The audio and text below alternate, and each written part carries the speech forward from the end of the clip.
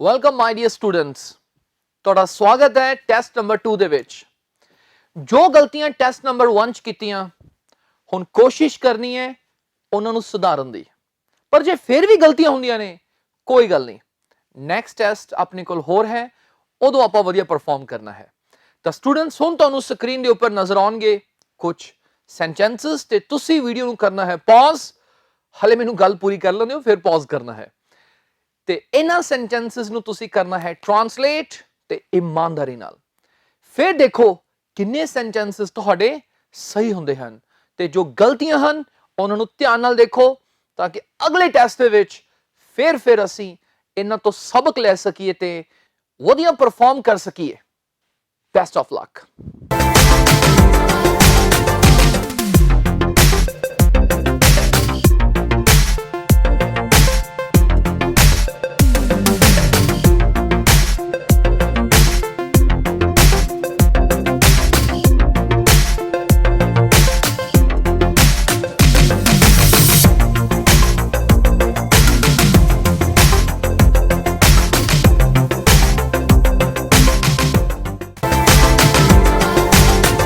पहला वाक्य स्टूडेंट्स ਉਹ 2 ਸਾਲਾਂ ਤੋਂ ਦਿੱਲੀ ਵਿੱਚ ਰਹਿ ਰਿਹਾ ਸੀ ਦਾ ਮਤਲਬ was were, but ਇੱਥੇ ਜੇ ਕਿਸੇ ਨੇ was were ਲਿਖ ਦਿੱਤਾ ਤਾਂ ਉਹਨੂੰ ਗਲਤ ਕਰ ਦਿਓ। ਤੁਸੀਂ ਕਹੋਗੇ ਕਿਉਂ ਜੀ, ਇਹ ਰਿਹਾ ਸੀ ਦੇ ਨਾਲ ਟਾਈਮ ਵੀ ਦਿੱਤਾ ਹੋਇਆ ਹੈ। ਉਹ 2 ਸਾਲਾਂ ਤੋਂ ਦਿੱਲੀ ਵਿੱਚ ਰਹਿ ਰਿਹਾ ਸੀ, 2 ਸਾਲਾਂ ਤੋਂ।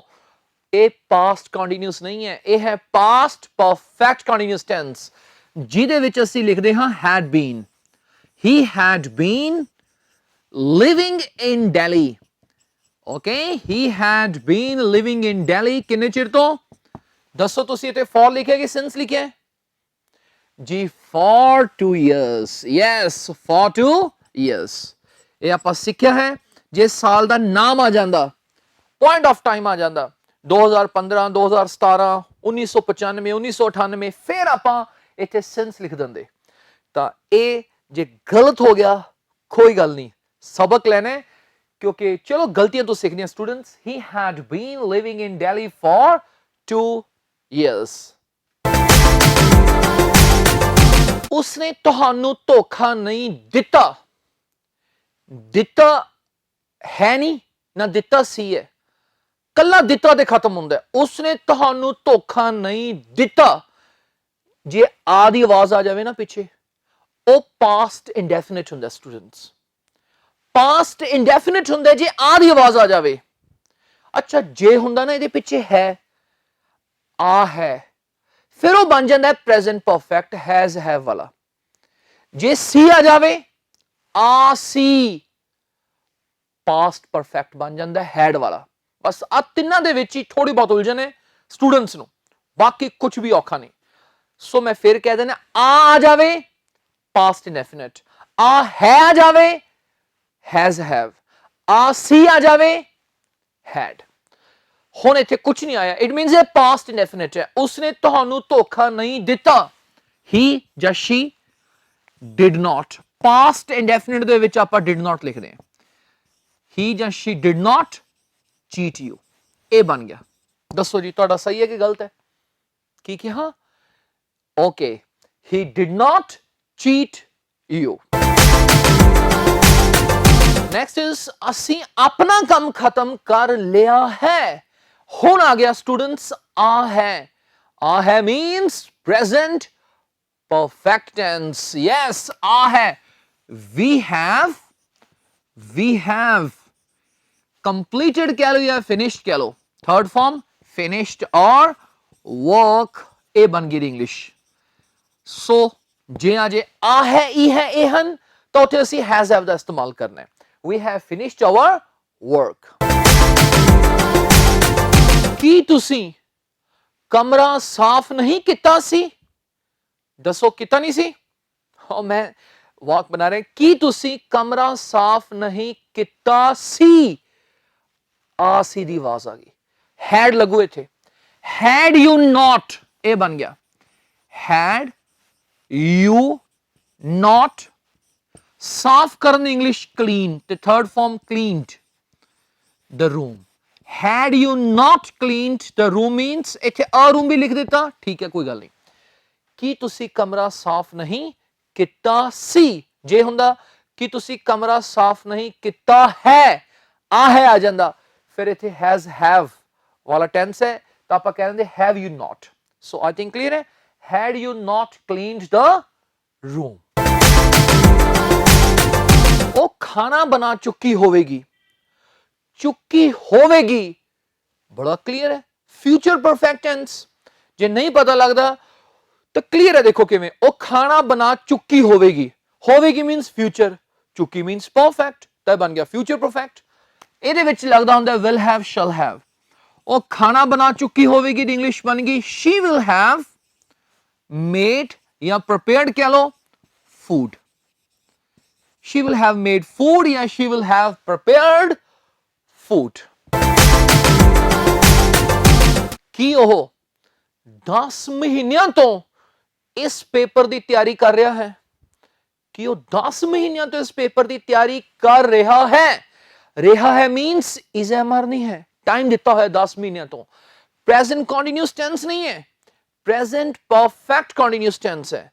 has been have been ਦਾ ਇਸਤੇਮਾਲ ਕਰਾਂਗੇ, has he been ਇੱਥੋਂ ਬਣੇਗਾ, so has he been ਤੋਂ ਬਣੇਗਾ students, has he been preparing for this exam, has he been preparing for this exam ਕਦੋਂ ਤੋਂ 10 ਮਹੀਨਿਆਂ ਤੋਂ, for 10 months, for 10 months ਪਿੱਛੇ sign of interrogation, has he been preparing for this exam since, ਨਹੀਂ, for 10 months।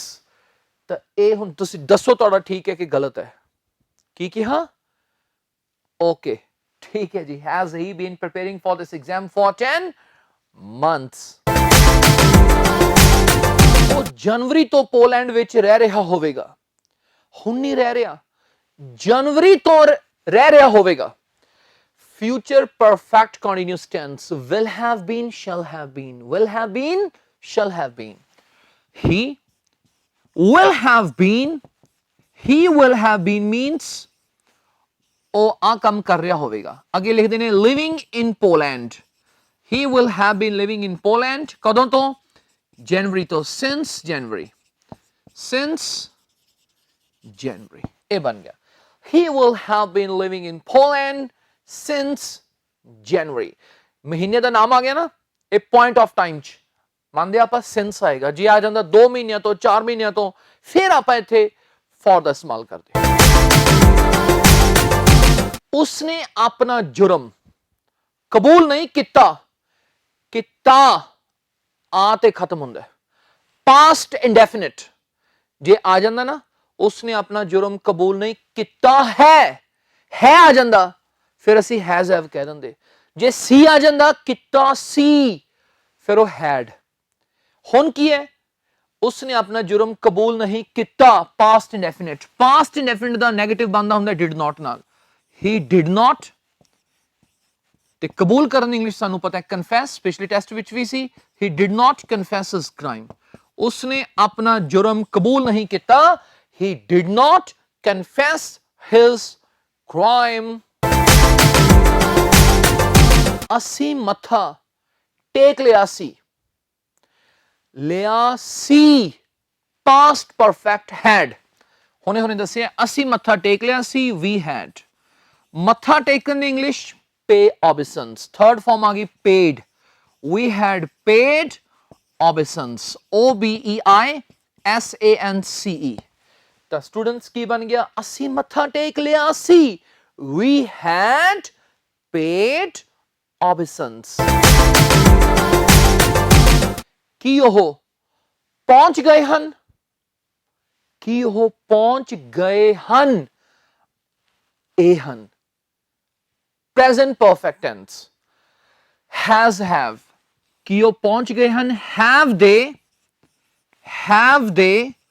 reached, have they reached means ਕੀ ਉਹ ਪਹੁੰਚ ਗਏ ਹਨ, have they reached। ਅੱਛਾ ਜੇ ਹੁੰਦਾ ਕਿ ਉਹ ਪਹੁੰਚ ਗਏ, ਗਏ ਤੇ ਆ ਜਾਂਦਾ ਬਸ, ਫਿਰ ਇਹ ਬਣ ਜਾਂਦਾ past indefinite, ਉਹ ਚ did ਲਿਖ ਦਿੰਦਾ, ਕੀ ਬਣ ਜਾਂਦਾ did they reach, ਜੇ ਆ ਜਾਂਦਾ ਕਿ ਉਹ ਪਹੁੰਚ ਗਏ ਸਨ, ਫਿਰ ਹੈਡ ਵਾਲਾ ਸੀ, had they reached। ਹੁਣ ਕੀ ਹੈ ਕਿ ਉਹ ਪਹੁੰਚ ਗਏ ਹਨ, have they reached।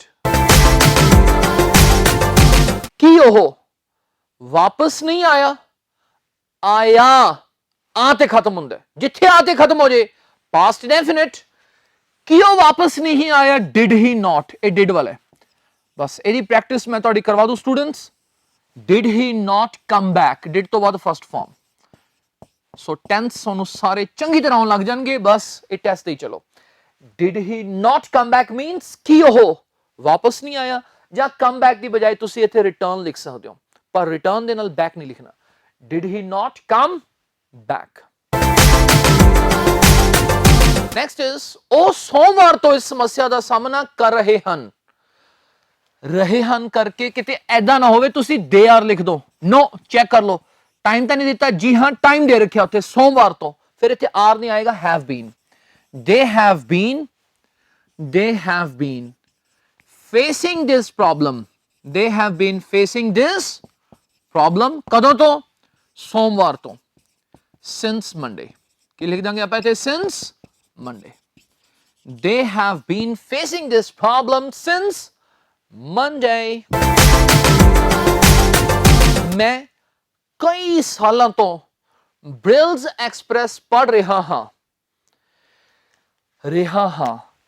I am ਨਹੀਂ ਲਿਖਣਾ ਇੱਥੇ, ਕਿਉਂਕਿ ਇੱਥੇ ਟਾਈਮ ਦਿੱਤਾ ਹੋਇਆ ਕਈ ਸਾਲਾਂ ਤੋਂ, ਫਿਰ ਉਹੀ ਗਲਤੀ ਨਹੀਂ ਕਰਨੀ। I have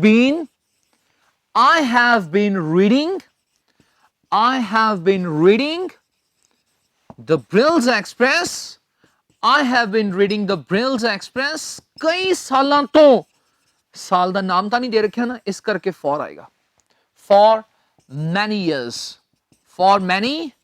years। I have been reading the Brills Express for many years। ਇਹ ਬੱਚੇ 4 ਘੰਟਿਆਂ ਤੋਂ ਖੇਡ ਰਹੇ ਹਨ। These children's ਨਹੀਂ ਕਹਿਣਾ, ਚਾਈਲਡ ਦਾ ਪਲੂਰਲ children, ਬਸ children ਦਾ ਮਤਲਬ ਹੀ ਹੁੰਦਾ ਹੈ ਬੱਚੇ।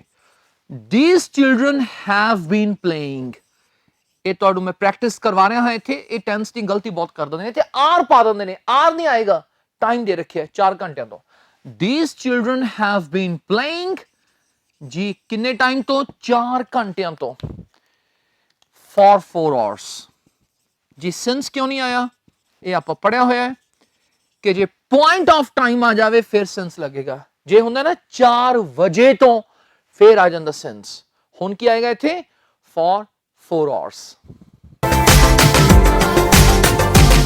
ਸੋ ਸਟੂਡੈਂਟਸ ਮੈਂ ਉਮੀਦ ਕਰਦਾ ਹਾਂ ਕਿ ਤੁਹਾਡੇ ਅੱਛੇ ਮਾਰਕਸ ਆਏ ਹੋਣਗੇ। ਜੇ ਗਲਤੀਆਂ ਵੀ ਨੇ ਕੋਈ ਗੱਲ ਨਹੀਂ, ਨੈਕਸਟ ਟੈਸਟ ਦੇ ਵਿੱਚ ਆਪਾਂ ਪੂਰੀ ਤਿਆਰੀ ਨਾਲ ਜਾਣਾ ਹੈ ਤੇ ਇਹਨਾਂ ਗਲਤੀਆਂ ਤੋਂ ਸਬਕ ਲੈਣਾ ਹੈ। ਤੇ ਜੇ ਤੁਹਾਡੇ ਸੈਂਟੈਂਸ ਸਾਰੇ ਠੀਕ ਨੇ, ਕਾਫੀ ਹੱਦ ਤੱਕ ਠੀਕ ਨੇ, ਤਾਂ ਤੁਹਾਨੂੰ ਬਹੁਤ ਵਧਾਈਆਂ ਸਟੂਡੈਂਟਸ। ਤੇ ਜੇ ਗਲਤੀਆਂ ਨੇ ਕੋਈ ਗੱਲ ਨਹੀਂ, ਨੈਕਸਟ ਟਾਈਮ ਆਪਾਂ ਸੁਧਾਰਾਂਗੇ। Best of luck for the next time.